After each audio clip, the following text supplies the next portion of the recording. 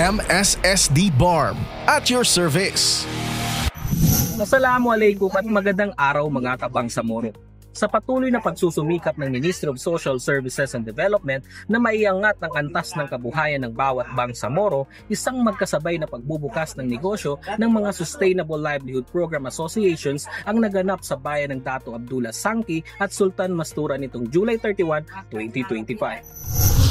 Sa bayan ng Dato Abdullah Sangki, dalawang asosasyon mula sa SLP ang formal na nagbukas ng kanilang negosyo. Ito ay ang Farm Group Supplier Organization na naglunsad ng isang agri-vet supply store at ang Talisawa SLPA na nagsimula ng kanilang rice retailing business. Nagsagawa sila ng ribbon cutting ceremony bilang formal na hudyat ng pagsisimula ng kanilang operasyon. Ang agri-vet supply store ng Farm Group Supplier Organization ay may mga kumpletong mga kagamitan tulad ng iba't ibang uri ng binhi, pataba o fertilizers, gamot para sa hayop, farming tools, feeds at iba pang pangunahing pangangailangan ng mga lokal na pagsasaka at mangingisda. Layunin nitong maibsan ng hirap ng mga benepisyaryo sa paghahanap ng abot-kayang agrikultural na kagamitan at produktong pangkabuhayan sa kanilang lugar. Samantala, sa bayan naman ng Sultan Mastura, 4 na asosasyon ang sabay-sabay ding naglunsad ng kanilang mga negosyo. 3 sa kanila ay nakatutok sa rice retailing business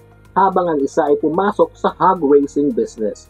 Ang mga proyektong ito ay inaasahang makakatulong hindi lamang sa mga miyembro ng asosasyon kundi pati na rin sa lokal na ekonomiya ng kanilang komunidad. Ipinahayag ng SLP Regional Project Management Office na hindi nagtatapos ang programa sa pagbibigay ng capital seed fund lamang. Patuloy itong imomonitor at bibisitahin ng Monitoring Project Development Officer upang matiyak na lumalago ang kanilang negosyo. Sa mga pagkakataong mangangailangan pa sila ng karagdagang suporta, sila ay ire-refer sa iba pang mga ahensya sa tulong ng Provincial Partnership Officer na maaaring makatulong sa pagpapaunlad ng kanilang kabuhayan. Ang Sustainable Livelihood Program ay isang tuloy-tuloy na programa na may hangaring maitaas ang antas ng kabuhayan ng mga bangsamoro. Sa mga sumusunod na yugto ng programa, kapag napatunayang matagumpay ang kanilang pagtatakbo ng kanilang negosyo, maaari silang makatanggap ng karagdagang incentives at suportang teknikal upang lalo na silang mapalago ang kanilang kabuhayan. Sa tulong ng pagkakaisa, disiplina at masusing suporta mula sa pamahalaan at komunidad, layunin ng SLP MSSD na walang bangsamoro ang may iwan sa pag-unlad.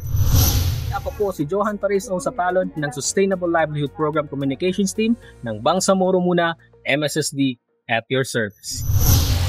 MSSD para sa Bangsamoro.